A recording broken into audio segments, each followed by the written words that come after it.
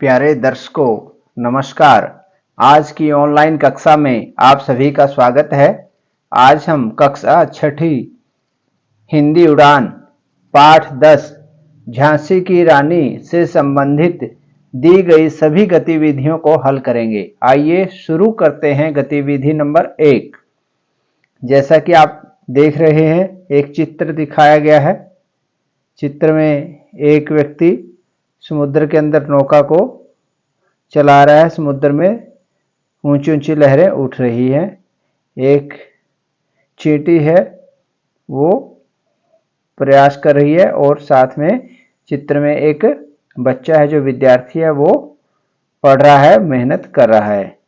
तो यह एक प्रेरणादायक कविता है। आइए इस कविता को पढ़ते हैं और दिए गए प्रश्नों को हल करते हैं।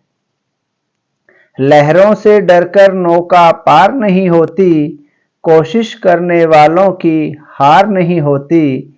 नन्ही चींटी जब दाना लेकर चढ़ती है, चढ़ती दीवारों पर 100 बार फिसलती है। मन का विश्वास रगों में साहस भरता है, चढ़कर गिरना गिरकर चढ़ना ना अखरता है। मेहनत उसकी बेकार हर बार नहीं होती, कोशिश करने वालों की हार नहीं होती। यह बहुत ही अच्छी प्रेरणादायक कविता है। तो इससे संबंधित कुछ प्रश्न दिए गए हैं, आइए उनको हल करते हैं। यह कविता हमें यही संदेश देती है कि हमें कभी भी हिम्मत नहीं हारनी चाहिए, बार बार प्रयास करने चाहिए और अंत में हम सफल अवश्य होंगे। कभी भी हमें हिम्मत नहीं हारनी चाहिए, बार बार प्रयास करते रहना चाहिए जब तक कि हमें किसी कार्य में सफलता न प्राप्त हो जाए। प्रश्न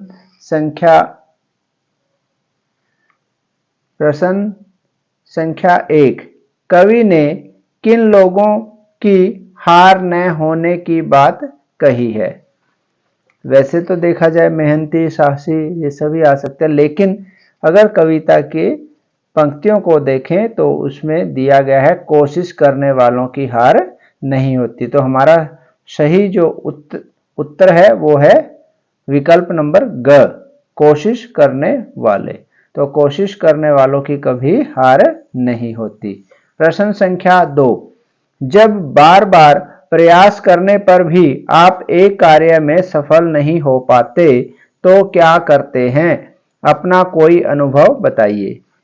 प्यारे बच्चों, यहाँ पर आप अपना अनुभव बताएंगे कि कभी भी जिंदगी में आपके साथ कुछ ऐसा हुआ हो जब आपने बार बार प्रयास किए हों और सफल नहीं हो पाए।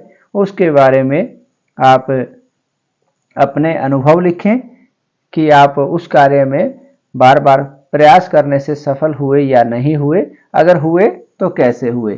ये एक मार्गदर्शन हेतु एक मैंने उदाहरण दिया है, कुछ लिखा है। आप भी इसी प्रकार अपने विचारों में अपना अनुभव लिख सकते हैं।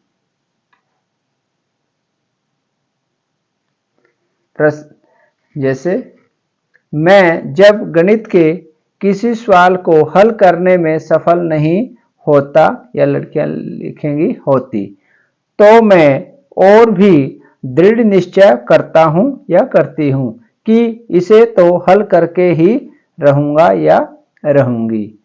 मैं अपनी गलती ढूंढता हूं, उन्हें दूर करके वह बार बार प्रयास करके सफल होता हूं। ये बच्चों एक उदाहरण है। हर किसी व्यक्ति के जीवन में ऐसा अवसर आता है कि जब हम किसी कार्य के लिए कई बार प्रयास करते हैं फिर भी सफल नहीं हो पाते। तो उसमें सफलता हासिल करने के लिए आप और प्रयास करें, अपने निश्चय को दृढ़ निश्चय में बदलें और आप अपनी गलतियों को, कि आप उस कार्य में सफल क्यों नहीं हो पा रहे, आप अपनी कमियों या गलतियों को ढूंढें और फिर से बेहतर प्रयास करें। और इस प्रकार बार बार प्रयास करने से आपको सफलता अवश्य प्राप्त हो जाएगी। यही इस कविता का संदेश भी है। प्रश्न संख्या 3। क्या सफलता मिलने तक एक ही कार्य के लिए बार बार प्रयास करते रहना सही है? क्यों? तो इसका उत्तर इस प्रकार रहेगा, हाँ, सफलता मिलने तक एक ही कार्य के लिए बार बार प्रयास करना सही है। उस कार्य को पूरा करने का हमारा दृढ़ निश्चय होना चाहिए। बार बार प्रयास करते हुए हम अपनी कमियों का पता लगाकर उन्हें दूर कर सकेंगे और हम उस कार्य को पूरा करने में सफल अवश्य होंगे। यानी कि उसको बार बार करते हुए हम अपनी कमियों का भी पता लगाते चलें कि इस बार हमारे प्रयास में क्या कमी रही है और उन कमियों को हम दूर करते चलें, तो अंततः हमें उस कार्य में सफलता अवश्य मिलेगी, यानी हम सफल अवश्य होंगे।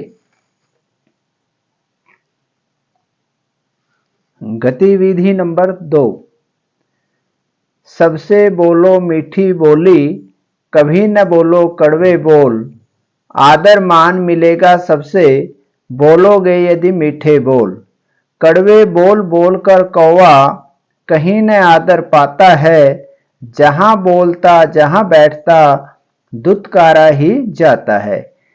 यह एक कविता है, बहुत ही सुंदर कविता है। यह हमें सिखाती है कि हमें हर किसी से मीठी वाणी में या मधुर वाणी में आदर सम्मान के साथ बोलना चाहिए। यदि हम दूसरों के साथ मीठी वाणी में बोलेंगे, आदर सम्मान के साथ बोलेंगे, तो हमें आदर सम्मान मिलेगा। और जैसे कोयल मीठी बोली में बोलती है तो सभी लोग उसका आदर सम्मान करते हैं, और कौवा अपनी कर्कश ध्वनि से बोलता है तो इसलिए सभी लोग उसको दुत्कारते हैं।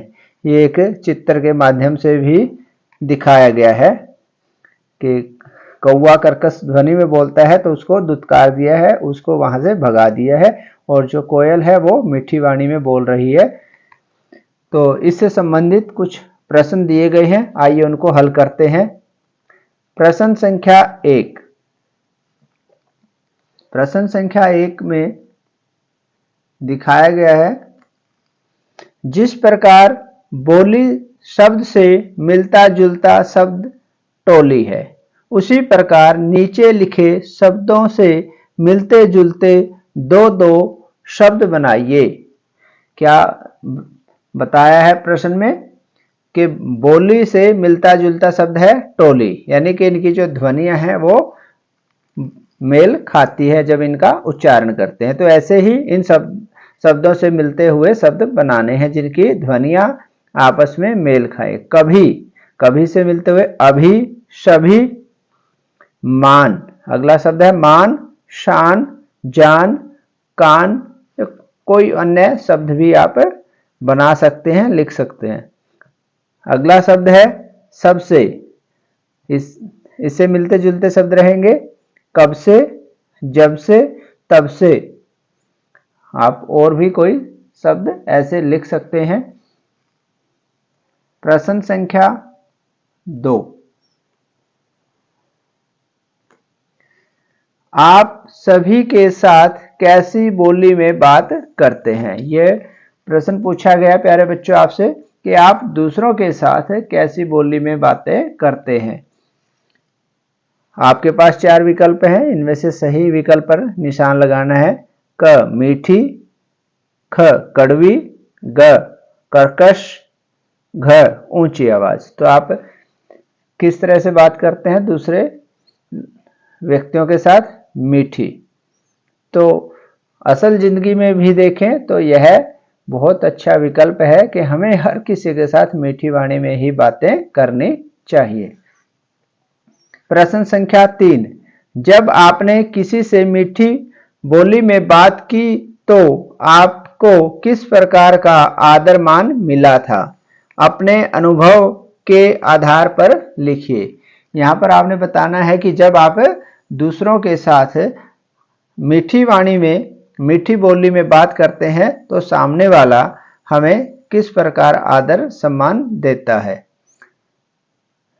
तो इसका उत्तर इस प्रकार रहेगा, मैं जब जब किसी के साथ मीठी बोली में बात करता या करती हूं तो सामने वाला भी मेरे साथ आदर व प्यार से बात करता है। ये बात बिल्कुल सही है। जब आप दूसरों के साथ मीठी वाणी में, मधुर वाणी में बात करेंगे तो सामने वाला भी हमें बराबर में आदर, सम्मान व प्यार जरूर देगा। वह हमारे साथ आदर व प्यार से बात करेगा। प्रश्न संख्या 4।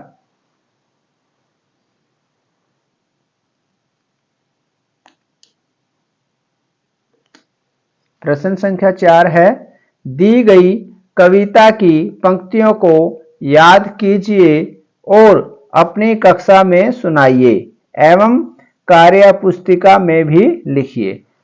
प्यारे बच्चों, जो कविता हमने इस गतिविधि नंबर 2 में पढ़ी है, उसी कविता को आपने याद करके इस खाली जगह पर लिखना है। तो मैं दोबारा से इस कविता को यहाँ पर लिखता हूँ और पढ़कर सुनाता हूँ। सबसे बोलो मीठी बोली, कभी न बोलो कड़वे बोल, आदर मान मिलेगा सबसे, बोलोगे यदि मीठे बोल। कड़वे बोल बोलकर कौवा कहीं न आदर पाता है, जहां बोलता जहां बैठता दुत्कारा ही जाता है। ये कविता यहाँ पर लिखेंगे। प्रश्न संख्या 5। जब कौवा बोलता है तो उसे दुत्कार दिया जाता है। ऐसा कौन सा पक्षी है जिसके बोलने पर मान सम्मान मिलता है? तो ऐसा कौन सा पक्षी है? वह भी आप सभी जानते ही हैं, वो पक्षी है कोयल। तो यहाँ पर लिखेंगे, कोयल के बोलने पर उसको मान सम्मान मिलता है क्योंकि वह हमेशा मीठी या मधुर वाणी में बोलती है। उसको आदर सम्मान मिलने का कारण क्या है कि कोयल की वाणी मधुर होती है, मीठी होती है।